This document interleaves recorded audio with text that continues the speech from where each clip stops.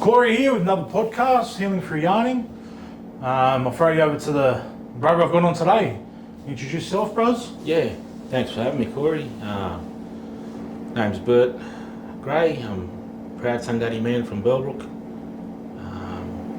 Just come down to Sydney and for a conference with brother and just catching up on old yarns and talks. And it was great to have Corey up on Tungati Country recently, running these programs and supporting our community and our kids up there. It was really good to have you up there, brother.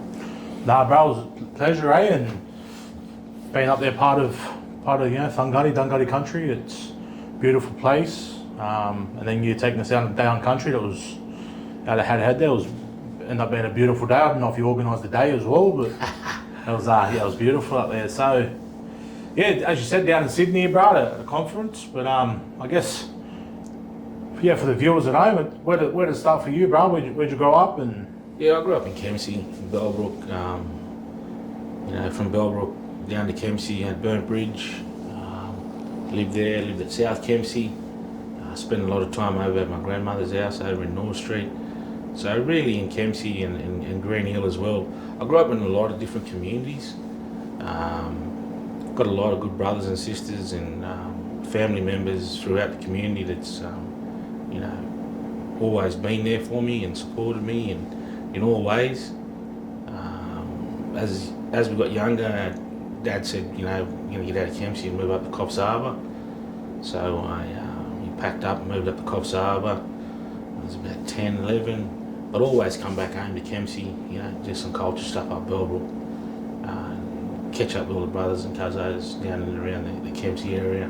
Yeah, it was just really good, but formed a lot of good friendships up in Coffs Harbour. Grew up, played all my football. Was into football. Football was my, number one. Just ball boy. Always had a ball in my hand. Had plenty of opportunity to come down to Sydney.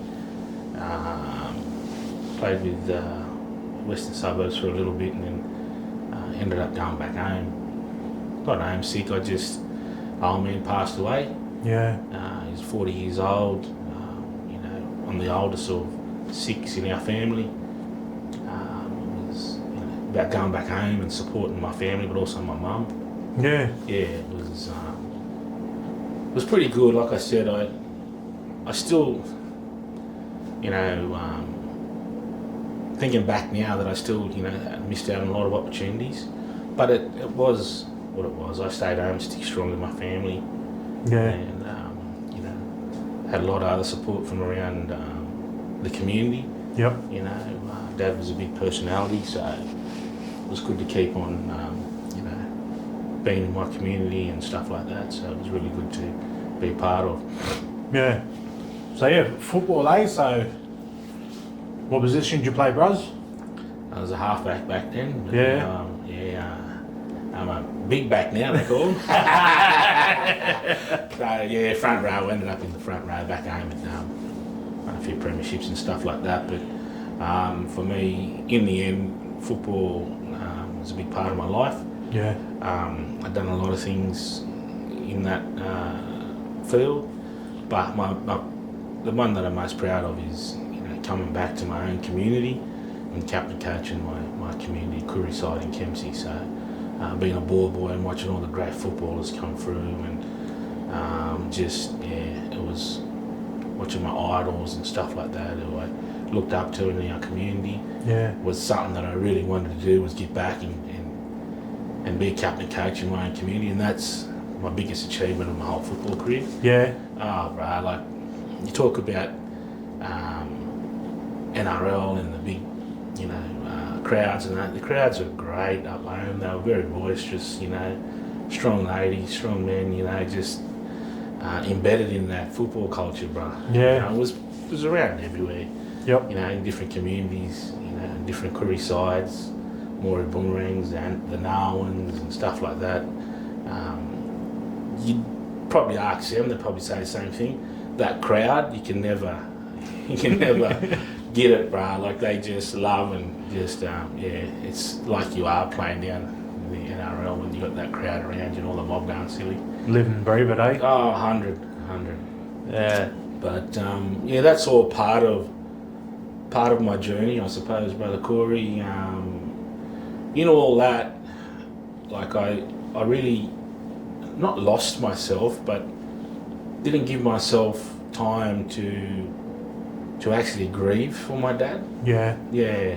So this is where a lot of my relationships and just understanding things and you know, not being able to have that cry and grieve. Yeah. You know, it was pretty big. It sort of held me back in a lot of things, and a lot of relationships throughout my time is. When I look back now, I can pinpoint exactly why and how. Yeah. Yeah, it's pretty, surreal that one process can really have an effect on you. Yeah. Yep. Yeah. So I've took me 15 years to get it, and then once I got it, and I knew that, that I needed that process to move forward. Once I did that, and I felt so much lighter. Yeah. My relationships become a lot better. Yep. Especially my relationship with myself, and understanding that, if it was a birthday or Dad's birthday, that you don't need to go and get on the piss and make it a day where it's a real sad day. Yeah. You feel down and you're heavy for all that time. Yep. For me now, it's about celebrating all the good times and the memories and all the stuff that he shared with us. Yeah. That I can share with my younger brothers and sisters and my nieces and nephews who never got to see him. Yep. So, and I get a lot more out of that now, and I feel a lot more lighter, and I'm happy. It's happy now. So Yeah. it's good times, which led me into working with the kids and stuff like that. Working with Durry at the moment, the AMS is absolutely a blessing in disguise. Come back into my own community and give back again. Yeah. Especially seeing the stuff that's in and around and your program that that you've built up from the ground and now delivering throughout the countryside. But I'm a believer in giving back to community. Making sure that the next generation coming through, they've got some hope, something to aspire to, something to look forward to, and some new tools and coping mechanisms in ways that maybe they haven't got at the moment. Yeah. So I find that in this sort of work, it's we spoke about it plenty of times now.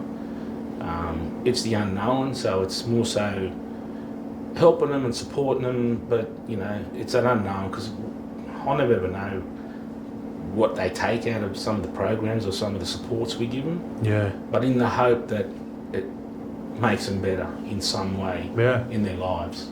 Yeah. That's why I love doing this sort of work, and the passion for it is that question mark of unknown. You never know, what that word is or what that conversation might be about, that really, pushes a brother or nephew or niece to, or sister to, get through a day. Exactly it, and it's having those conversations and ways of living and working that you wish someone else done with you. Yeah. That's, I guess, when I deliver programs and put things into the programs, is my thinking is that if someone having this conversation about trauma at a young age, and that it is okay to cry, it is okay to grieve somebody, and it's okay not to be okay. You know what I mean? As young black men, there's a big focus on being a young warrior. Yeah. But no real talk about a warrior. A true warrior is actually in touch with their emotions. Yeah. So we want to teach our young fellas now that if you need to cry, Neff, you have a cry. Yeah. And the same goes for you, niece, sister, Yeah. young brother. If you need to have, shed a tear, shed a tear. Yeah. Because there's no big, thing in crying. And one thing, as you know, I speak to the young fellas, and one of the things I say is, evolution's told us many things over life. Is we've got rid of things we don't need, we process things differently. Yeah. But one thing that evolution from the beginning of time to now, we still can cry. Yeah, that's so true. So there is something that we need to cry.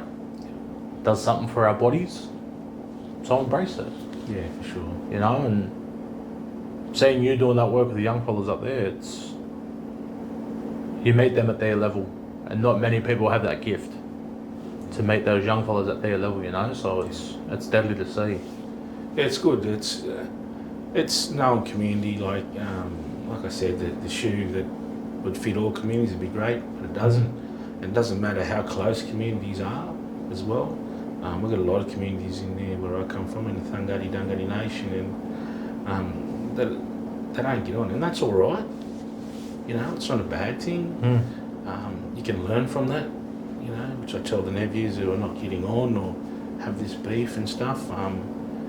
It's more so now trying to, I know you talked about warrior there, but it's more so now for me trying to use them words that we've got, and if you keep on saying stuff to them, or this is versus that's what they keep up in their head.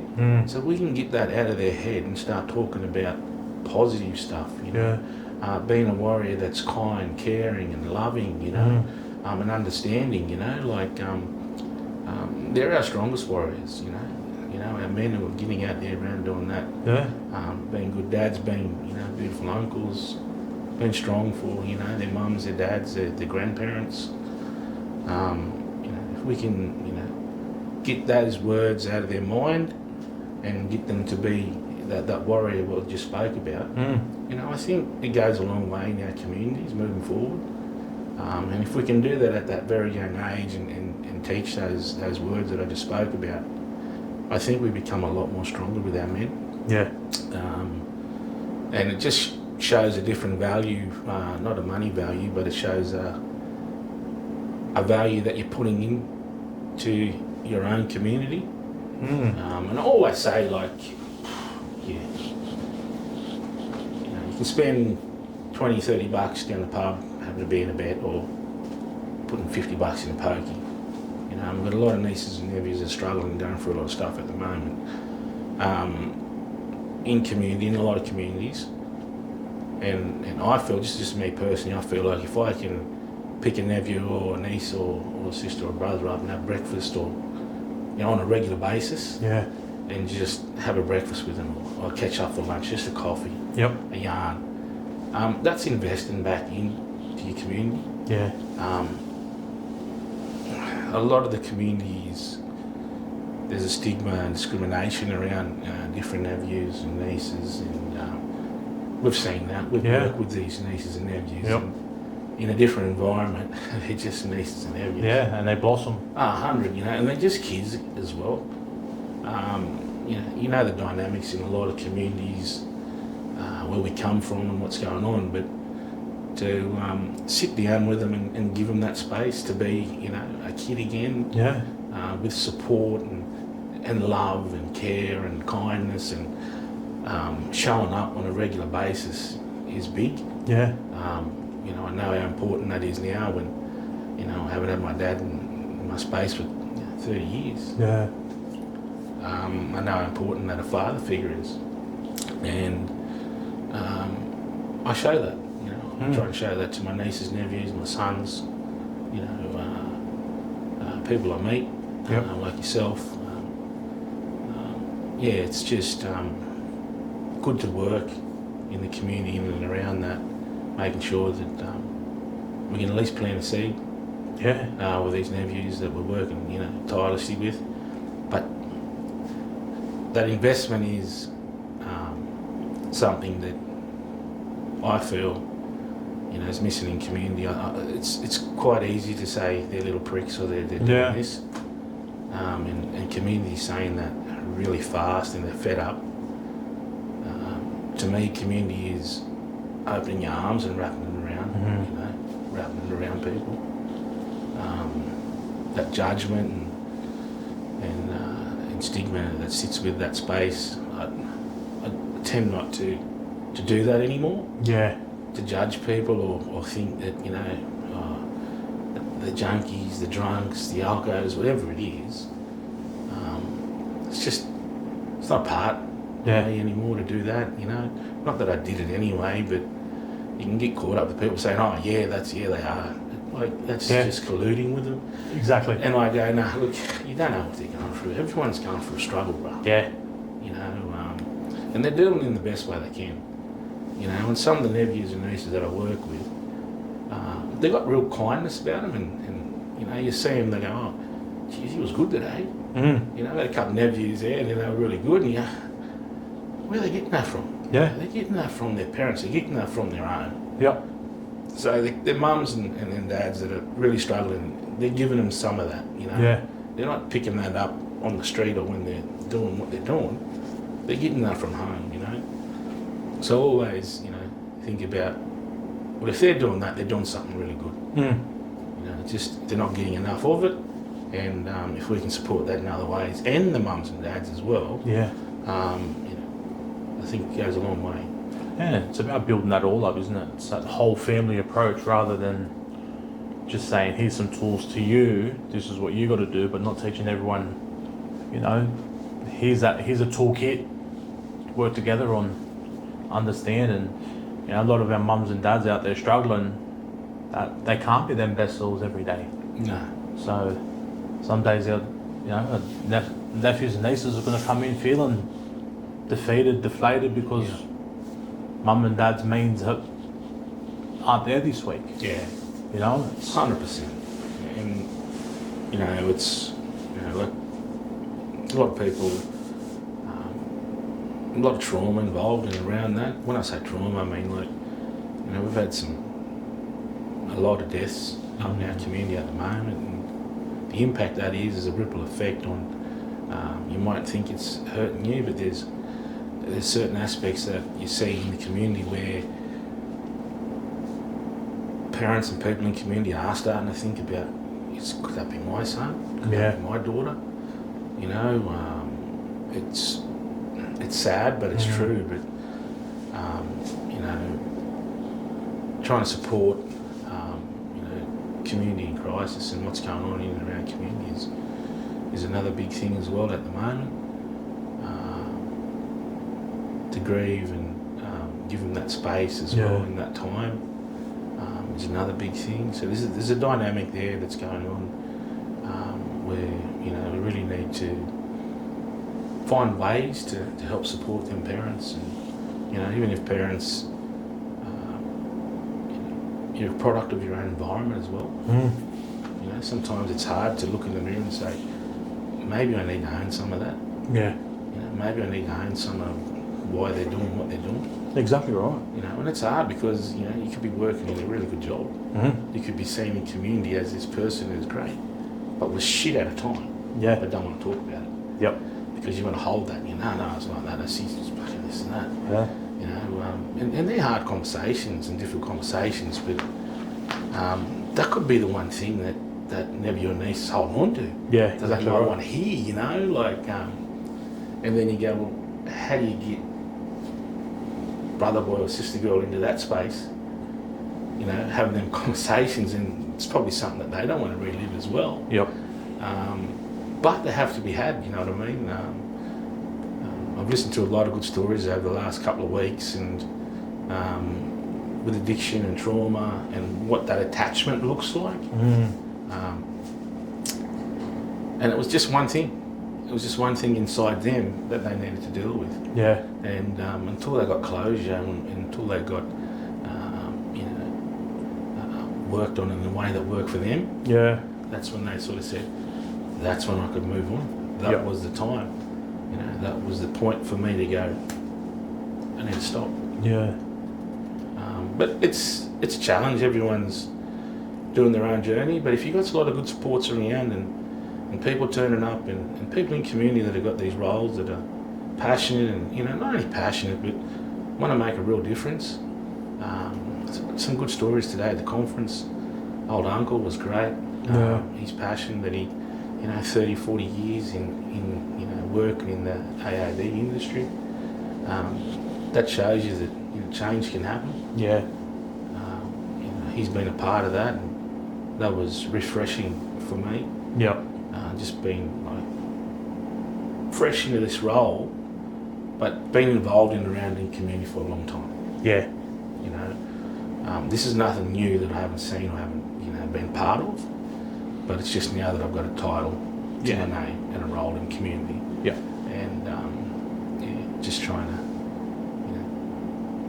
get back in community, and it's time. I think our community up home in Dungari country, it's time for us to move forward. Yeah. Been a part of it for nearly 50 years now, and watching it,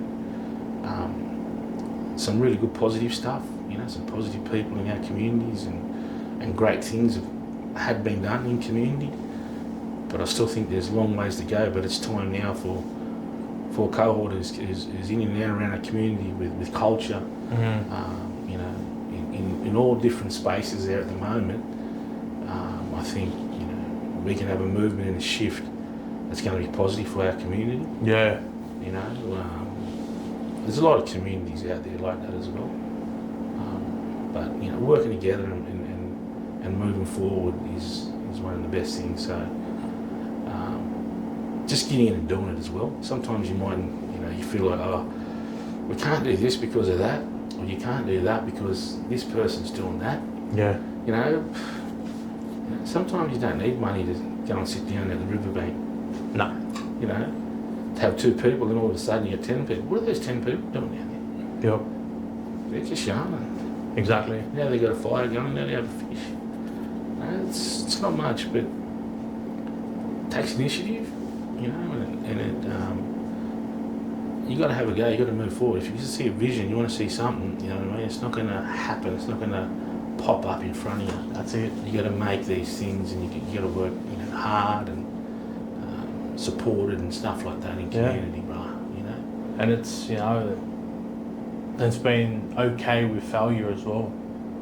Being okay was like, oh, I tried it this way, it didn't work. Next week I'm going to go about it this way. Yeah. You know what I mean? Failures are part of life as well, and that's for so many of our young fellas, older fellas, they in and out of a system or whatever the system it is. Yeah. Something doesn't work out, they go straight back to an old way of thinking, old way of acting. The failures are part of it. We don't grow without failure. Yeah. Yeah, that's so true. Just listening to, AOD space where they're in recovery and then what do they call it? Relapse. Yep. Relapse is another name for failure. So it's just about okay. And doing what we did, like the name of the conference we went to was deconstruction. Deconstruction, yep. That's another name for building it all again. Yeah. It's been deconstructed, now we have to build it up again. And it mightn't have been in the way that it was working for you, but now we can make it in a way that's working for you. And they're all the same wordings, and like you said, being positive and knowing that these things happen should be a strength. Yeah. Not shown as a weakness because you've relapsed or you failed. In our community, it should be a strength to say, not that just they're resilient, but they're finding ways. Oh, exactly. They're finding ways to be better. Yeah. And they have some hard lessons, but those lessons, I reckon, should be celebrated. You know what I mean? In a way that goes, well, it didn't work for me that way, and as you move forward, and 5-10 years later, when you find out that you're drug and alcohol free and stuff like that, those lessons, was and had and needed to be done. Yeah. So failure, I feel, is a word, and relapse and all these other words, that are used. We should be using them positively. So they don't feel bad about themselves, 100%. bruh, It's just a part of the journey. Yeah, like you failed. Oh fuck, I know. I feel like shit. You don't have to tell me. Yeah. So you failed, bro, but let's move forward. Yeah. Look, it didn't work, man. Let's find another way. That's how we learn. Yeah, brother. Let's work together. Yeah. Giving back and all that sort of stuff as well, like that, bro. Yeah. It's just another.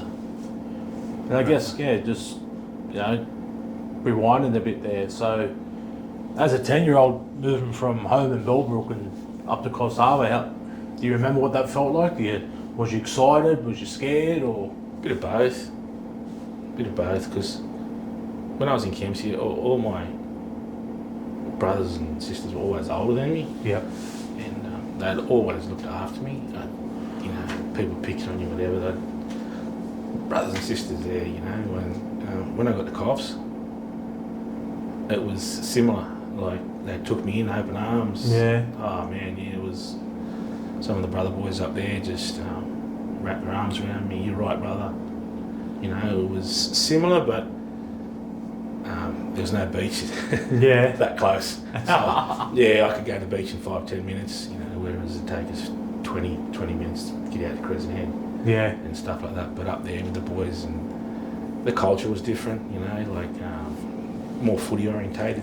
yeah, Up down Kempsey, but up Coffs, there's skateboards. I was skateboarding, bodyboarding, surfing, and all these different things. more of a surf type culture. 100%, it was different. No phones back then, so if you didn't get up early enough, you wouldn't know where the boys were. Yeah, We'd meet at a certain time. If he wasn't there, boys, you missed out. yep, Really good times up there. Yeah. Some really good friendships. I've got some friendships from 30 plus years yeah, that are still, strong as, beautiful, and I hold them dearly as well. yep, But it was good. It was similar. Honestly, I couldn't believe my luck. I get up there and there's all these bunch of boys that they're all older than me as well. yeah, It just meant that when I played footy, I had to play against all my brothers, and they'd belt me. yeah, Yeah, they'd belt me. They'd stick it into me. I'd come home with black eyes and big lips, and but still smiling. yeah. yeah, I knocked them off a few times, but yeah, they give it to me, mate. But that was even down Kempsey growing up. Like yeah, the brother boys and that down there, they was older than me. You're playing in the park, man. You're gonna get loosened. Oh, right, they loosen you. There's no get up, stop crying, get up. I said, get up, bang, yeah. But it toughened me. But there's a lot of respectful ways and Yeah. stuff like that to go up into the community up in Coffs Harbour, and where they all welcomed me. I had my mum's brother and that up there living at the time, but all that family, they just opened their arms for all of us, yep, for mum and dad, and even the whole community. They were beautiful people, and it was a change. It was a different change. It just took us away from different aspects in my dad's life. yeah, There was a lot of drinking and fighting, and come on, brother, come over here. We need you over here for a fight. Dad would be getting on with a lot of the people in the community, and it just wasn't nice. So yeah, we got away from it all, and it was nice and it was good. big strength for your dad though too. To how many of our uncles, brothers, fathers just stay in that because they think that's my obligation to just sit in this, but Yeah. to say, well, nah, this is not what I want for my kids. Yeah, it's different. Like, I suppose, my dad, he grew up with no dad. When I say that, he didn't really know who his dad was. Yeah, And my grandmother, his mum passed away young. yeah, So the family was left, to the sisters, and they took them all in and looked after them, had a beautiful life. I think that sort of resonated with Dad. He wanted to do something different. He wanted to do it his way. yeah, And he got up there. He worked hard. He done a few things in the community up there and worked.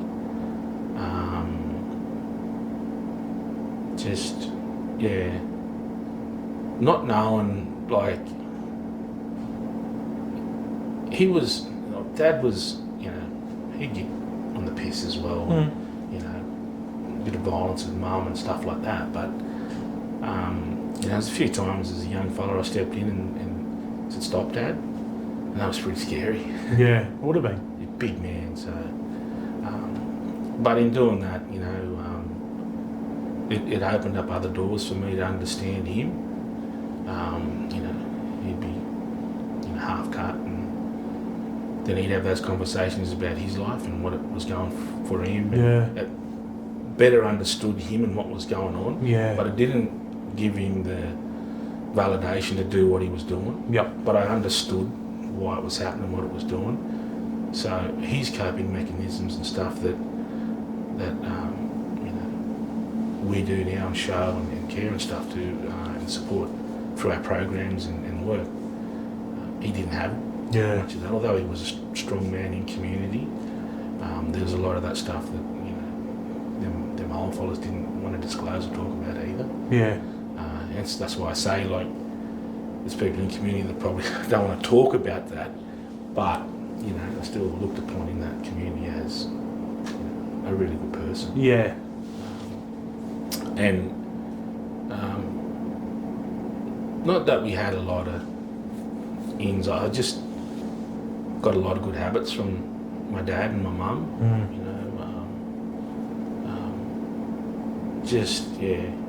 Showing different ways. Like just helping mum when she has the barbs, and with just little things. Because I was the oldest, I do vacuuming and cleaning. And I tell you that help mum with the nappies because it was cheaper to wash them, the cotton ones. Yep.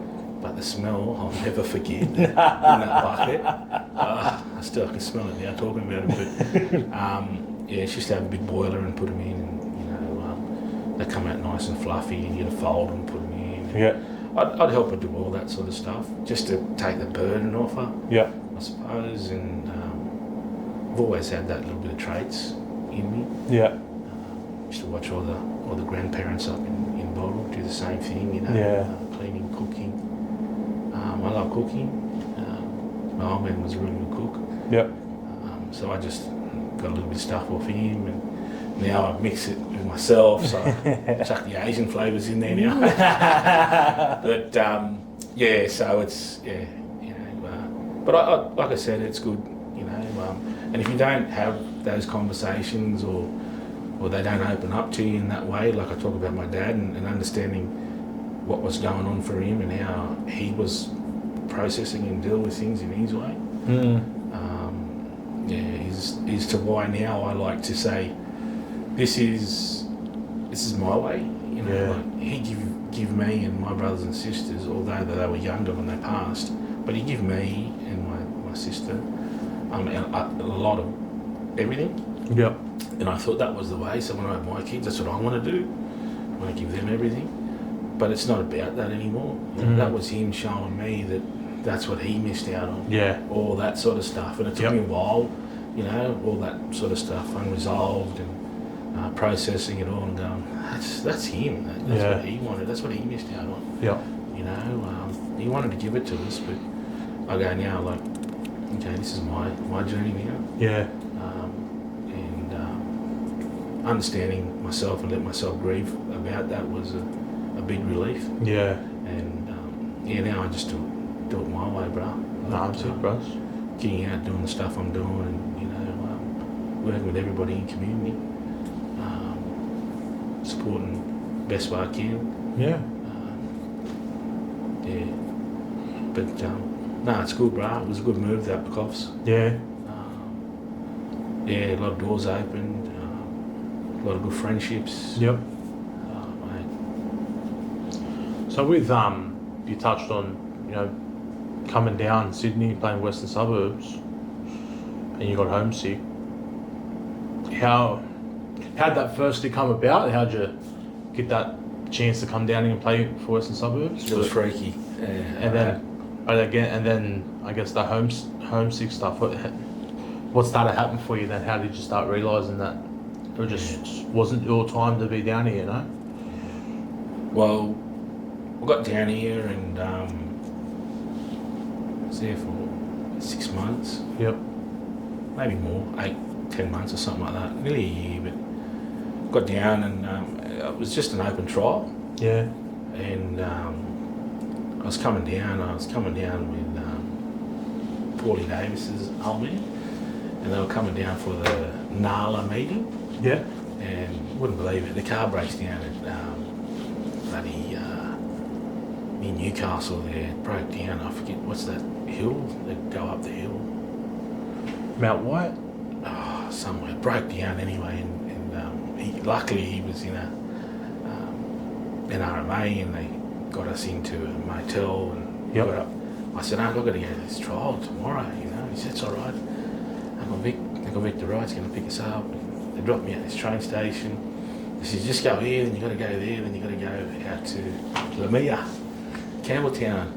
And I'm like, oh shit, man, I got lost. And I had two brothers I was playing for West at the time, and they rang up the station master, said, oh, there's a guy there, he doesn't know where he's going, can you put him on this train? I said, oh fuck. So getting on the train and coming out and jumped off at Lamia, Campbelltown station, and walking over, and I can hear my name. Oh, come on, last trial of the day. So I'm walking over, put my shoes and socks on, where they are. Killed it. Yep. Had a great game, and they put it down into possible probables, and then I thought, bad preparation, but I'd done the best I could do. Yeah. And they were going, no, you'll be right, bro, you'll get in. Got a letter later, Dad opened it, said, congratulations, you're down there, and there's a big culture change for me. Yeah. Come down and left the family. Dad and Mum was extremely happy. But at the same time, I was like, bruh, Yeah. I can't leave you, How old was you then? I was 17. Yeah. And then got down, played, Dad come down a few times. That's when the old fella passed away. That's why I had to, go back home for the family, and that sort of stuff. And but it was a big culture change to come down and actually do it. Yeah. Oh, bro, I'd never jumped on trains before. Yeah. I was staying with an uncle at Bankstown and having to go to work, then go all the way out to Campbelltown and stand all the way as well because it's packed. Train, jump out, train for an hour, Yeah. and then jump on the train, get home. 9:30, 10. I was rooted, but it was hard, but it was good because it was something that I never did Yeah. before. I had a lot of stuff just put on a platter, Yep. so it was good, and I made another good friendships as well from that. A couple of good brother boys down here now I'm still in contact with. Yep. They're good men. My uncle and auntie, who I stayed with, Yeah. they were great. Especially, my auntie, couldn't do enough for me. Yeah. She was beautiful. Auntie Pearl and Uncle Blue Smith, and I had some good supports there, but just went back home, and it was just. Then I really didn't have that itch and desire to come back down again. I sort of scratched it, and then went, Yeah.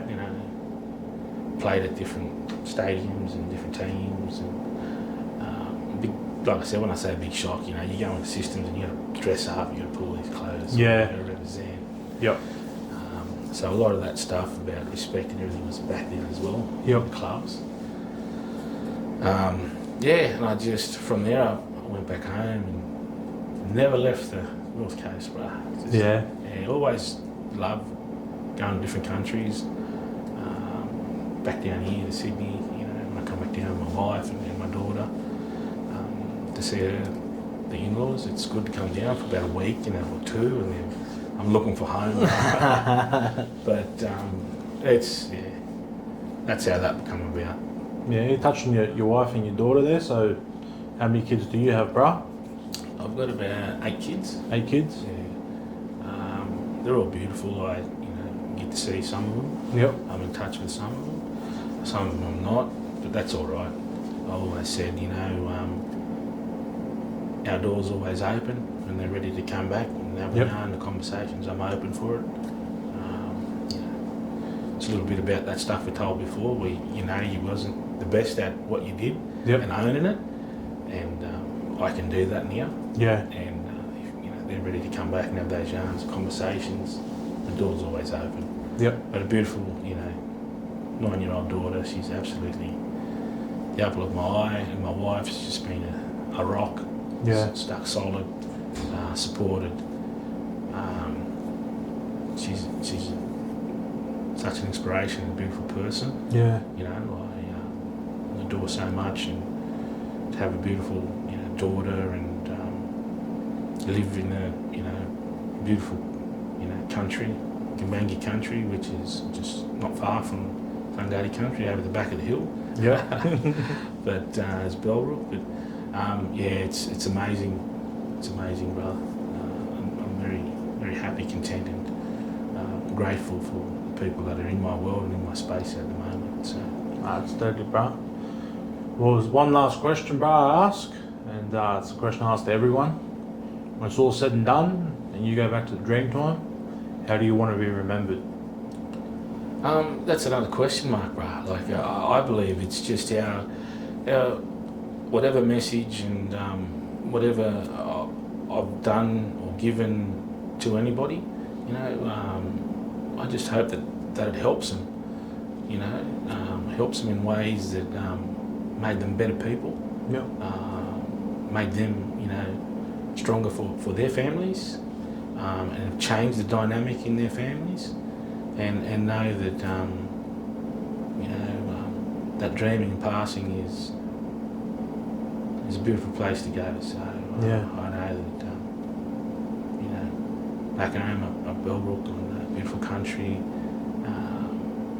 white turtle dreaming. White turtle's my family totem. Yeah. Just protector, looks after us. So that's what'll happen, bro. Totally, bro.